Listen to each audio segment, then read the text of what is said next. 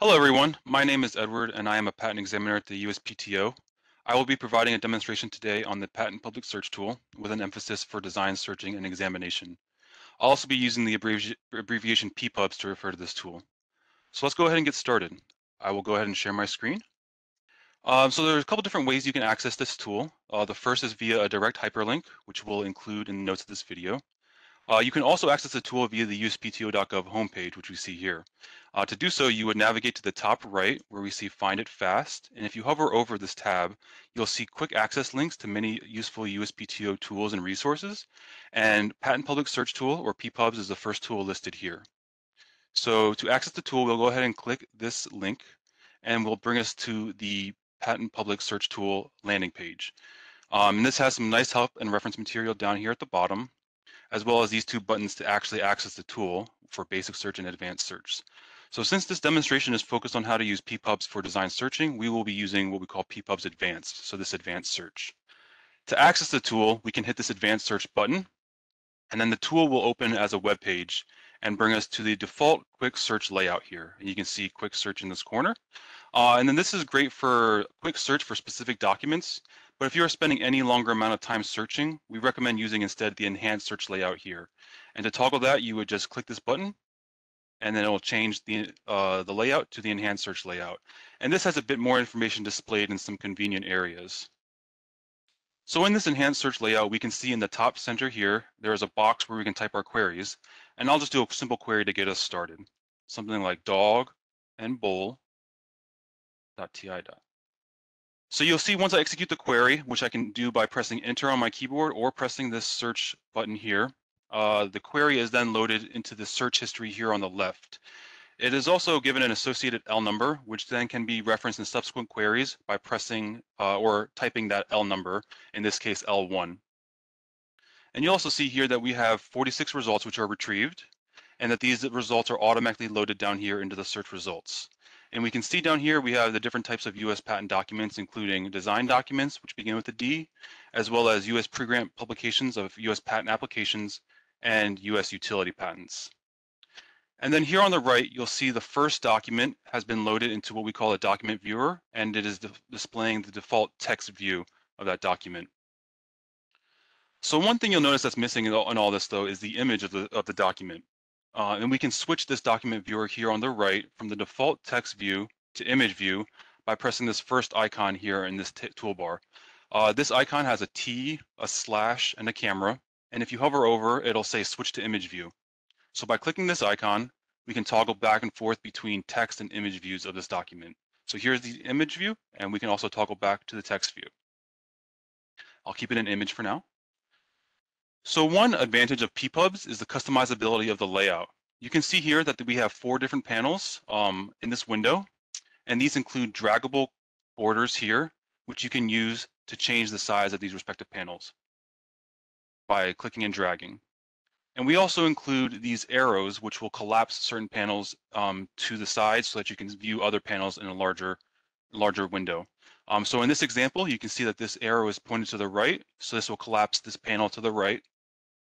And now I have more real estate for other panels. And if I wanted to pop out that panel again, all I need to do is go to the side where it had collapsed, and you can see that we have some text over here of the different gadgets that are here.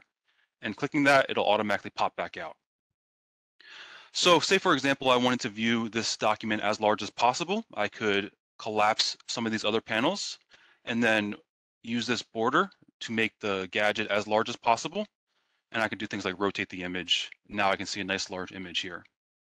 And then once I'm done, I can go back to the way that it was previously, just by dragging the borders around and also popping out these panels again. All right, we also have the ability to move around gadgets. One way you can do that is by clicking and dragging the heading into the different panels. So you can see here a plus icon appears when the gadget is able to be placed into that panel. And then we also have the ability to close gadgets by pressing this X icon. So if you do not need it, you can close it. And also, if you were to accidentally close it and you would like to view it again, the way you would do that was by going to the toolbar at the top here, where you can see we have some small icons. And if you hover over the icon, it'll tell you the title. And the icon we're looking for here is for document viewer. So I'll click that and it'll ask me where in the window I would like to open the gadget, and I'll place it in the same position. And then I'll also move it to the first position. So I'll just drag it over here and then I'll put it back into the image view. So now we're back to where we started. Okay, now going back to the query that we used here, you can see that we can use the typical Boolean operators. In this example, I typed in and, but you don't have to. You can press this default operator drop-down menu here and select the operator you would like to use. And if a specific operator is not specified in the query, this selection will be used by default. You also see the query format is a little different from some of the legacy systems. In this case, the searchable index goes at the end rather than at the beginning, and the index must also be bracketed or surrounded by periods. In this case, we use the index.ti dot, which will search for the title field for any of the query terms that we have searched. Okay, so now that we have a little understanding of the searchable indices, we can go through a list of searchable indices that USPTO design examiners use most frequently. And we can access that via the PPUBS landing page. So just to remind you of how to access that, I'll open up a new tab and navigate to the USPTO homepage. And then under Find It Fast, I will go back to PPUBS. And here we're back at the landing page. And here under training materials is where we have the listing of all searchable indices. So we'll click that. And then on the left, we'll go to references. And here is a nice long list of all the searchable indices that are supported by PPUBS. And then this web page is also searchable using the typical Control F functions of your web browser. So I'll go ahead and type in Control F, and now I can search through it. So the first index that we want to bring to your attention is how to limit to only design documents. And the way that you would do that is by limiting by the application type or the kind code of the document. So all design patents include the S kind code, and we can limit it to we can limit our results to the design documents by limiting to the application type, which is .at. So here is the index for application type. So if we wanted to limit our query to only design documents, we could combine our query using something like and then we would type in s.at. So we would search for only documents that have the S kind code. So to show you an example of that, we can go back to our first query and I'll just add and s.at. And I'll execute my search, and we can see that 31 results are returned now, so fewer documents from my original search. And if we were to scroll through the search results down here, we can see all the documents begin with the letter D and they end with the kind code S. So these are all design documents. And then similarly to application type, you can also search the exact kind code itself. So that would be the index.kd. So in this case, we would have a very similar query. It would be dog-and-bowl.ti. and s.kd. So once I execute the search, you can see that it retrieves the same number of results, 31 in both cases. So there are just two different ways of searching for the same type of document. Okay, and then other important fields and indices that examiners use when searching are for assignee and applicant names as well as inventor names. So the assignee name is uses the index.as. So we can see here the example is Goodyear.as. And then applicant name uses the index.aanm. So we can see here applicant name and the index.aanm. And then finally, inventor name uses the index.in. So we can see inventor name, and here the example is doe.in. So let's go ahead and use some of these examples in PPUBS. So the first example was for assignee. We'll go ahead and type in that. So that was Goodyear.as. And I'll execute my search. And this is also a strategy that examiners use in their searches, using unique or identifying parts of a name in the query to cast a wider net and retrieve documents which may have some variations in the name in the assignee field. However, if you did want to search for a more specific name or even a broader name, there's a couple different ways you can go about doing that. And the first to search for a narrower name would be to use proximity operators. And then to search for a broader name, we can use wildcards. And we'll cover those a bit more in depth in a bit.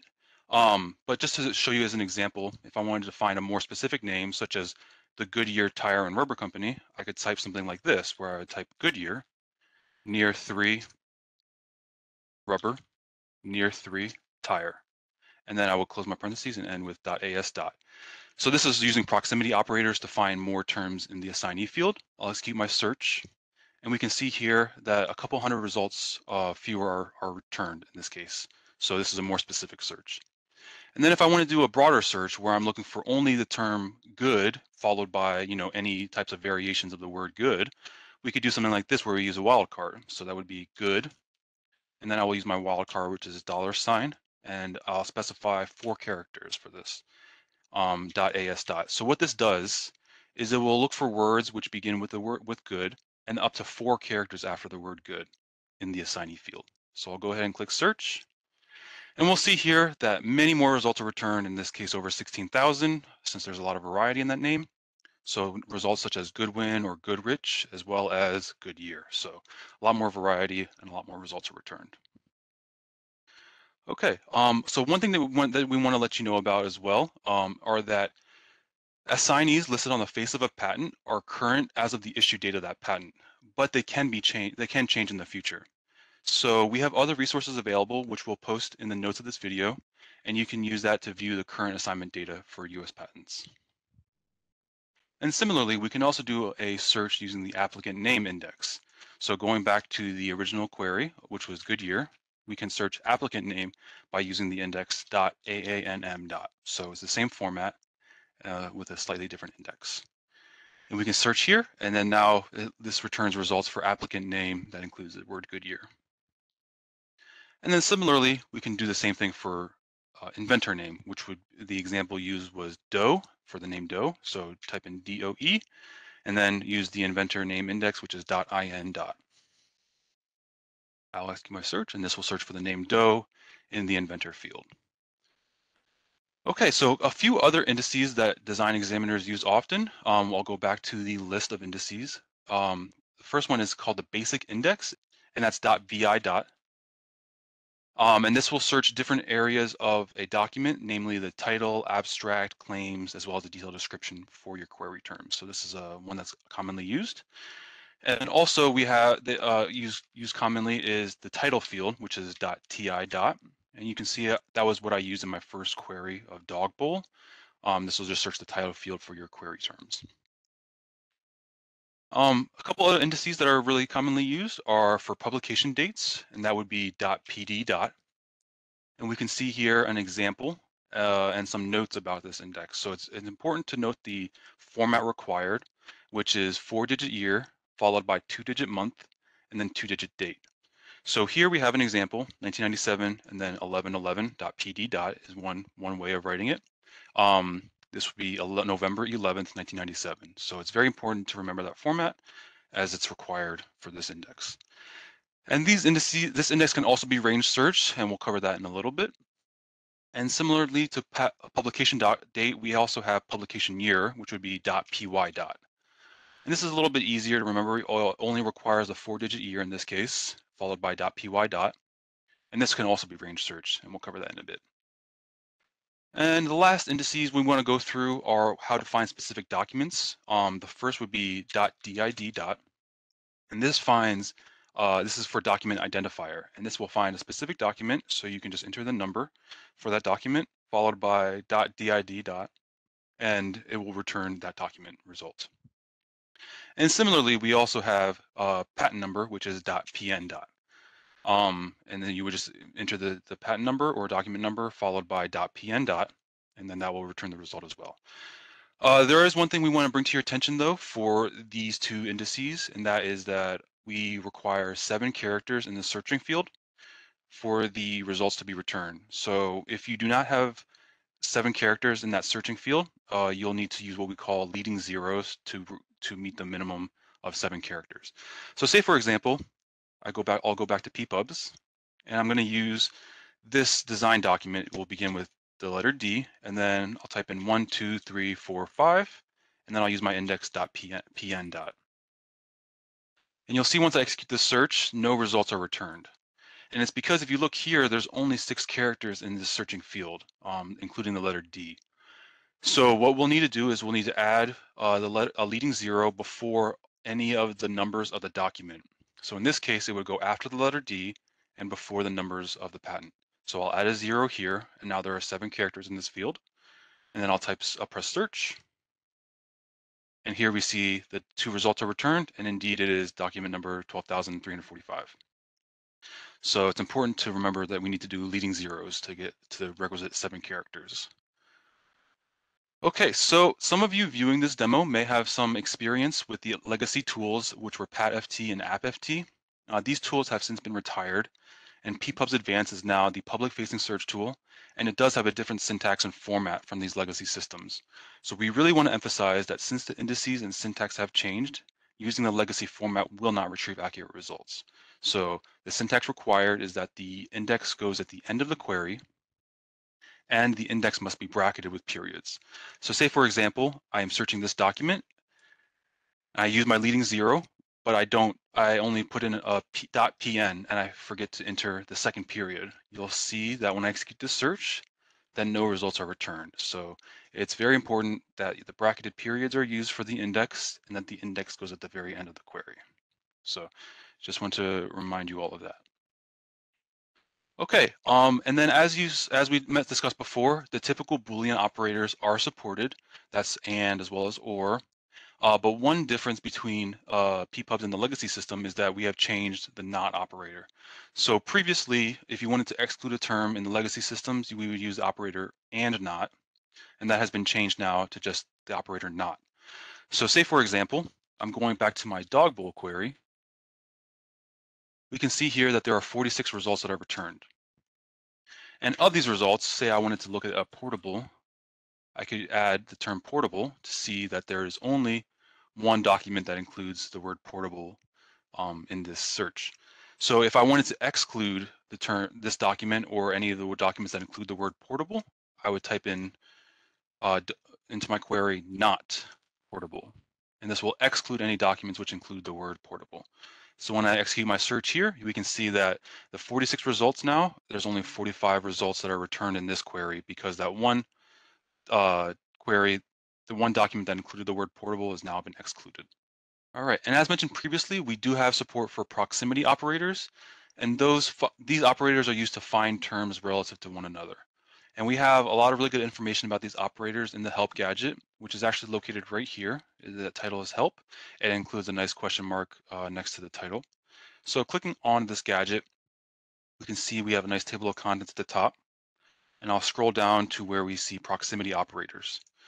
And here we have a detailed table listing each operator as well as the behavior and some examples for each operator. So going through this list real quick, we can see the first operator is ADJ and ADJN. And what these operators do is they find terms in the stated order separated by n number of words. So for example, in this case, right here, we have an example of wet ADJ4 silicon. And in this case, it'll find the terms wet and silicon in that stated order with up to 4 words in between them. So, however, this will not return a result if the word silicon comes before wet. So that stated order is very important. And then similarly to ADJ, we also have support for an operator that's near and near n.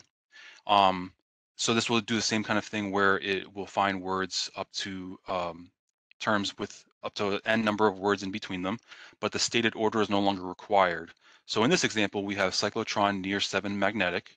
So this will also return results when the term magnetic appears before cyclotron.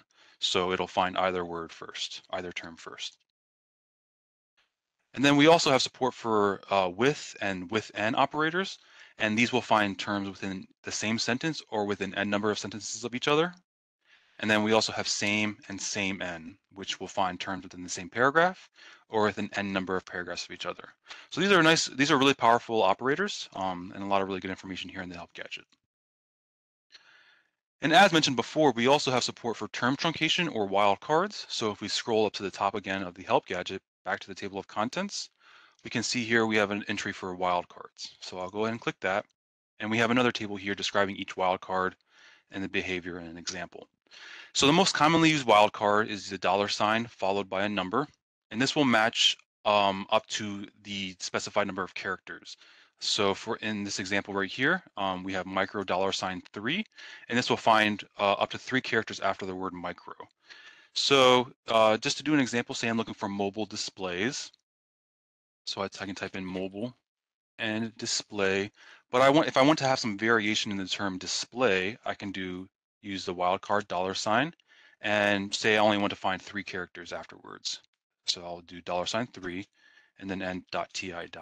So this will find results that have up to 3 characters after the word display. So as you can see here, we have some examples such as displayed, displays, and displaying, but it doesn't have words like terms like displayable, which has 4 characters after the word display, and therefore is not encompassed within that wildcard of $3.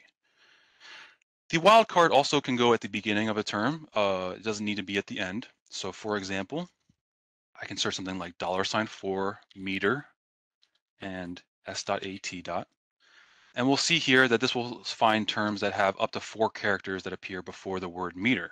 So some of these examples include diameter, as well as just meter, and perimeter or nanometer, but it doesn't find words that have more characters such as centimeter or thermometer.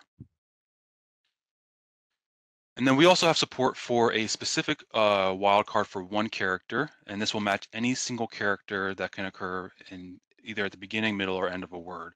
And then this example, this wildcard is a question mark. So we have an example here of M CRO. So this will return results that have character variation at that second position. And we can do an example here as well, where I can type something like M CRO METER and s.at.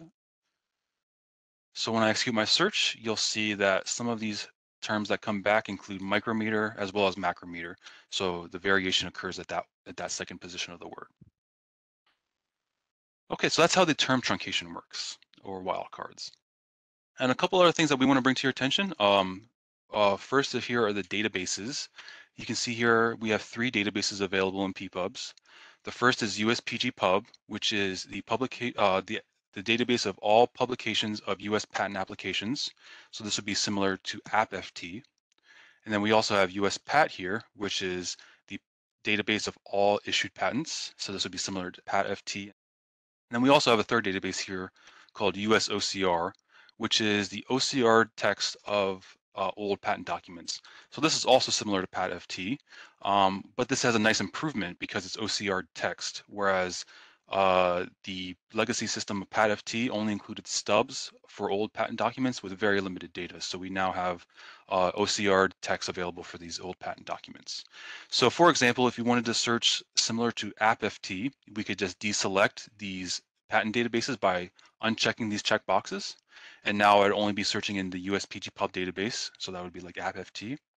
And then similarly, if you wanted to search like you did in PatFT, we could enable the patent document databases and then deselect the application database or the pre-grant publication database. And now I'm only searching patent databases.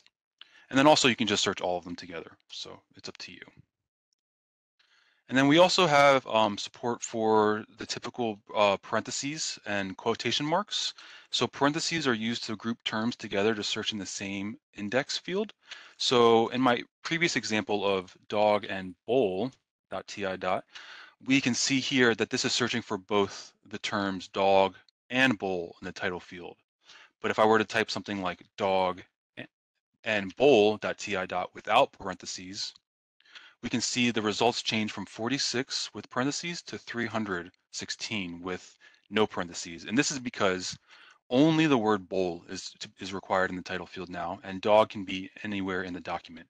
So if we were to look at this first document here that appears, we can see that there is no term dog in the title, so it's just the word bowl. And then similarly, we also have support for exact phrase searching using quotation marks. So if I wanted to find the phrase dog bowl, I could type in quotation marks for around dog bowl like this, and then .ti. And we can see here fewer results are returned because it requires the words dog bowl in that stated order in the title field. So that's how we would use parentheses and quotation marks in our searching.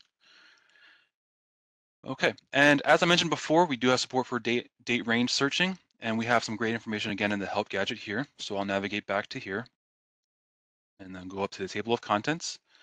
And this information is actually located under here for field specific searches. And we'll see that we have another table here describing the different indices and their behavior and some examples. And if we scroll down, we can see here we have date ranges.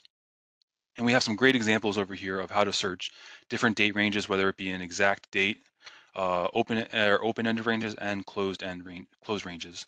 So for example, if we wanted to search an exact date, we could do something like this, where we do at PD equals, and then follow that date format that I specified before of year, 4-digit year, 2-digit month, and then 2-digit date. So in this case, 2001, 11/18, and that would be November 18th, 2001.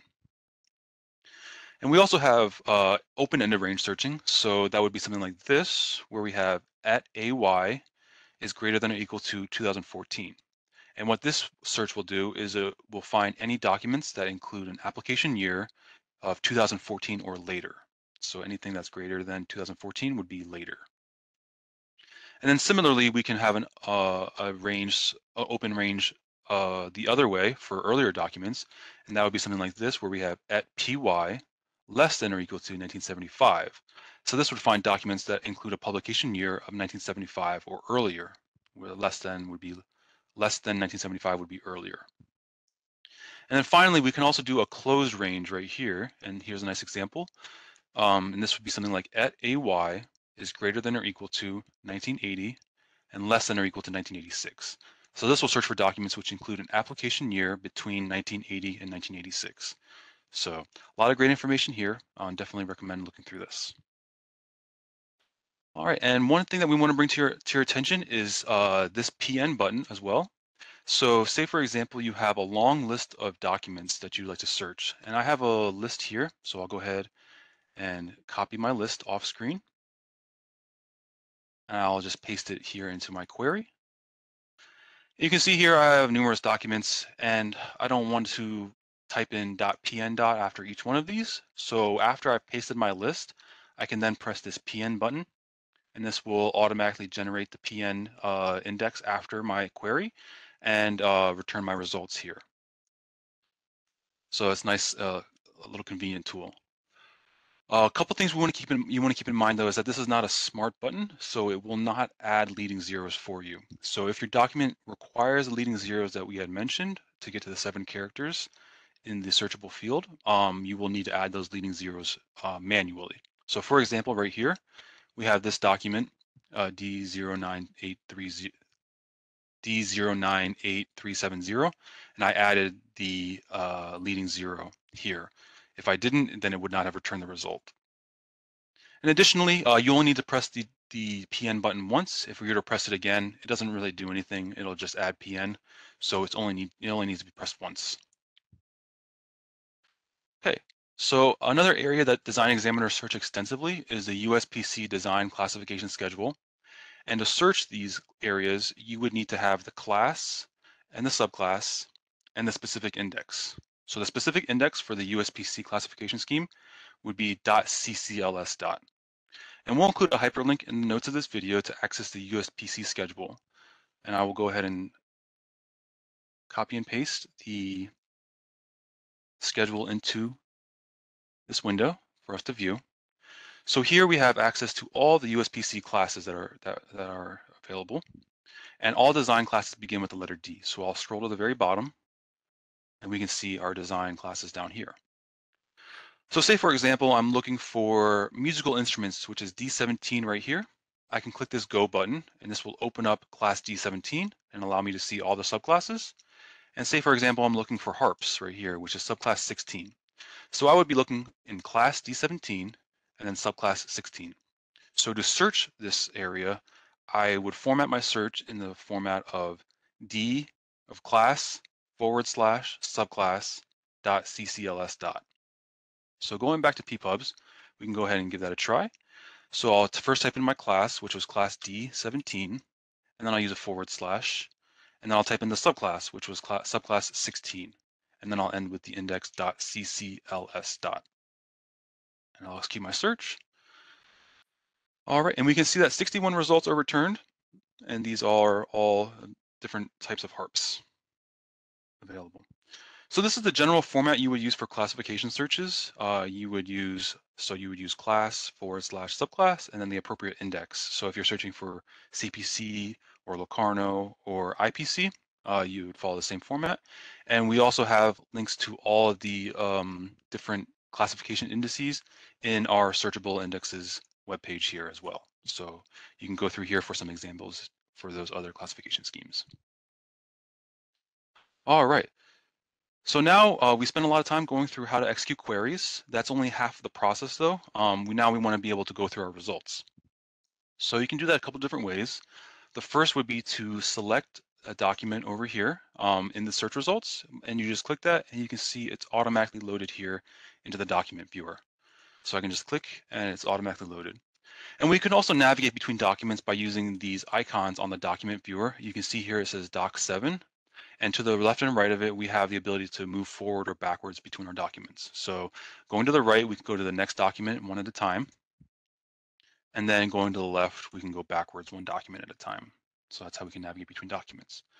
And similarly to the right of that, we also have page navigation available. So if you were to go to the right of the page 105 in this case, I can go advance one page at a time forward. And then on the left, I can go backwards one page at a time if I'd like to do that. And then we also support keyboard shortcuts for document and page navigation. So you would need to have, if you have a number pad on your keyboard with the num lock engaged, we can navigate between documents by using keys 1 and 7. So you can see here I'm currently on document number 6, and when I press 1 on my number pad, I advance forward one document at a time. And then if I were to press the keypad on my number pad, the key number 7, I can go backwards one document at a time. So that's how you can do document navigation. And then similarly for page navigation, we use keys 3 and 9. So 3 will advance forward one page at a time, and then 9 will go back one page at a time. So that's how you would use keyboard shortcuts for document and page navigation. And we do have a quick reference guide, which we'll discuss later in this video to give you a quick reminder on how to use these keyboard shortcuts for document and page navigation. Okay, we also have the ability to change how the image is displayed here in the document viewer. So the first one to discuss would be how to zoom in. And you can do that a couple different ways. And the first would be to go up to this percentage symbol here. And if we click the percentage symbol, we can see that there is a slidable bar here where I can change the zoom level, zooming out or zooming in up to 200%. I can also manually type in a number here. So I can type in, for example, 150%, and it'll bring me to that level. So that's how you can zoom in. And we also have a keyboard shortcut for this on your number pad as well. So using the plus and minus keys on your number pad, you can zoom in and out. So plus would zoom in, I'm pressing plus up to 200%, and then the minus key will zoom back out. Okay. So you can also change which pages are automatically displayed, and that would be under section data here, which is this next icon where there's a section icon. So clicking this, there's a little menu of available sections. So say, for example, I wanted to only view the drawings. I can click this selection, and going back to my document viewer, if I were to navigate between these documents, I'm now only viewing the drawings. So that's just one way that I can view only the drawings. And then if I wanted to view the full document again, I could just go back up to my sections icon here and change it back to full. And then now we have the full document available. And then we also have the ability to rotate images using these icons over here, which will rotate the image 90 degrees left each time, or right each time you press the icon. So that's how to rotate an image. And we also have keyboard shortcuts for this as well. So holding the control key on your keyboard and then pressing the left and right arrows will rotate the image 90 degrees to the left if you press the left key and right if you press the right key. So for example, I'll hold down control and I'm pressing left. And you can see each time it's rotating to the left. And then now I'm going to hold down control and press the right arrow, and now it rotates to the right. So that's how you would rotate images using keyboard shortcuts. Okay, and a useful tool that examiners have that we also provide in PPUBS is citation searches or forwards and backward searching. So say, for example, you come across a reference that is very pertinent, a very good reference, and you want to see the different documents that were cited when this document was allowed. We can do what we call backward citation search, and that's this icon right here, this left quotation mark. And this will perform a backward citation search and retrieve all the documents that were cited when this patent was allowed. And then similarly, we can also perform a forward citation search. So what this will do is it will look to any documents in that were published after this patent in this example, which includes citations back to the patent. So anything published after this patent issued, which includes citations to this document. And then we also have, and that would be this right quotation mark icon here. And then we also have the ability to perform both of the forward and backward citation searches at the same time. And that would be in the middle right here, we have both quotation marks and an icon, and that would be the combined search together. So I go ahead and press that, and we can see that this is the only result retrieved for the backwards and forwards for that document. And then we also have the ability to do batch citation searches or for multiple documents. And the way that you can do that is, say, for example, you come across multiple documents which you would like to perform a citation search on. You can make your selections down here in the search results by clicking these select boxes for the documents that you want to perform the search on. So I'll go ahead and select these documents.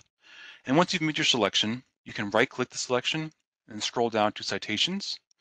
And then you can select either backwards, forwards, or simultaneous. And when you make your selection, it'll open up a menu that allows you to also choose which documents you would like to perform backwards or forward searches on. And you'll see here that we support up to 100 US documents at a time.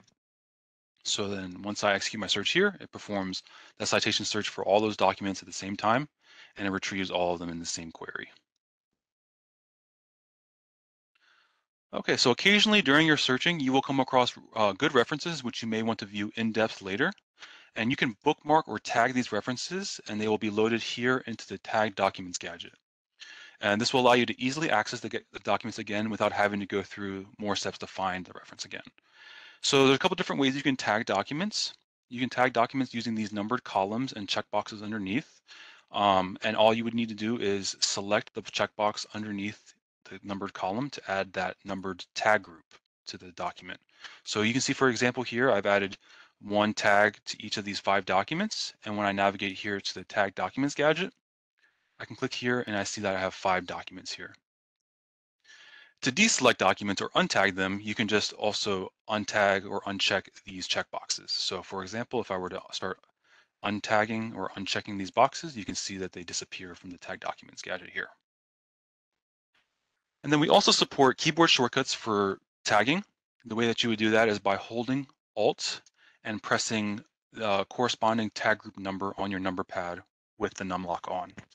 So for example, if I'm tagging this document and I would like to add the different tag groups, I can hold down Alt and I'm pressing 1, 2, 3, 4, and 5. And you can see that it added all 5 tag groups to this document. And likewise, you can use a keyboard shortcut to remove tags. To do so, you would hold down Control and then press the corresponding number in the number pad for the column you would like, or tag group you would like to remove. So I'll hold down Control and I'm pressing 5, 4, 3, 2, and I'll leave tag group 1 on. So that's how you could tag and untag using keyboard shortcuts. And then we also have the ability to add notes to documents for you to reference later. In order to do this, you would view the image of the document here. You would right-click the image and then select Add Note. And this will open up a little menu where you can add your note text. So I'll add, this is a note. And we can see once I've clicked Add, a note marker is added to this image. And I can move this note or this marker around as I like. However, this note marker is only available on the image of the document. So if I were to change back to the text view, we can see that there's no marker here to indicate that a note is attached to this document. So the notes are only visible on the image. And we can also add multiple notes to the same document and even to the same image. And to do so, we can just right-click again and then select Add Note and then follow the same steps. So this is another note and select Add. And you can see that this adds another note marker, which we can then move around as well. So to view all the notes that you have attached to the document, we would navigate here to the Notes Viewer gadget, which is right next to the Tag Documents gadget. So clicking on the Notes Viewer, we can see each individual note is listed. So each note that I've added is listed here, and we can see that it's also for the same document. So each note is listed even if they're on the same document. And to view these notes, I could do something like selecting the document ID here in the Notes Viewer. And what this will do is it will automatically open the document into the search results and in the document viewer again, and bring me to one of my notes. So to view the note, I would go to the center icon here, which is a square with an upturned corner, and this will open up my notes side panel. So clicking that, you can see a side panel opens here, which I can then expand by pressing this arrow, and it'll show me the text of my notes that I've added. And if you were to navigate to a document that does not have any notes, we can see that the notes marker, the notes side panel is blank. So if we wanted to minimize this, we could collapse the window, collapse the side panel, or just remove the notes side panel by pressing the icon again. So that is how you add and view notes. Okay, so a couple things we want to let you know about are unfortunately that we do not have account information, so you are unable to save your workspace or your layout. So in order to have the information that you need, you must print it or somehow save it for yourself. So that includes your search history, the references, the tag documents, and the notes viewer. And then a couple time limits that we want to let you know about. You have a 30-minute idle time before the PPUBS page will time out. And then you'll also have a 2-minute warning that is displayed before the timeout occurs. And you have the opportunity to continue with the current workspace. And then if you accidentally close the workspace, you have a 5-minute grace period to come back to PPUBS to access your query still and have your query still be there. So we have a 30-minute idle time, a 2-minute warning before timeout occurs, and then a 5-minute grace period to come back. So to save your information or to print your information that you have from your searches, there's a couple different things you can do. So the first, if we wanted to access our tag documents again in the future, we can create a quick query by pressing this Create L number for all tags button. So what this will do is it will create a query for us right here that will quickly bring up all the tag documents that we have in this search. You can then copy and paste this query and save it locally on your computer. And then the next time you come back to PPUBS, you can paste that query into this query box and then execute your search and view those documents again. And then you also have the ability to print out a tag documents table. And the way that you would do that is you can see here that there's a printer icon, but it's currently grayed out. So in order to print, you would need to first make your selection of the documents down here. And you can see that the printer icon is now enabled.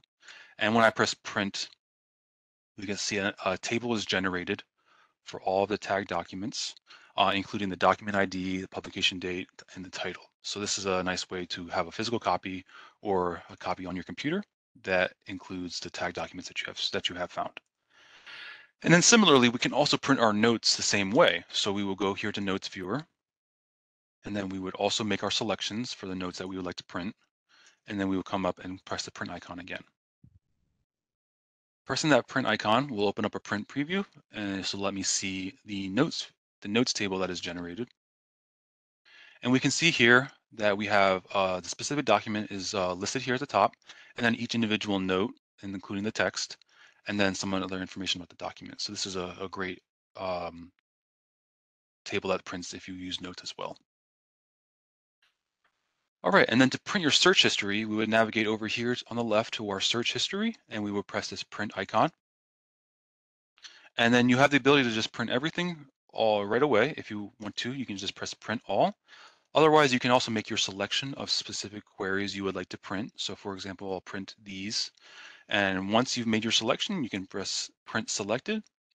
And this will open up a similar print preview of the table of your search history.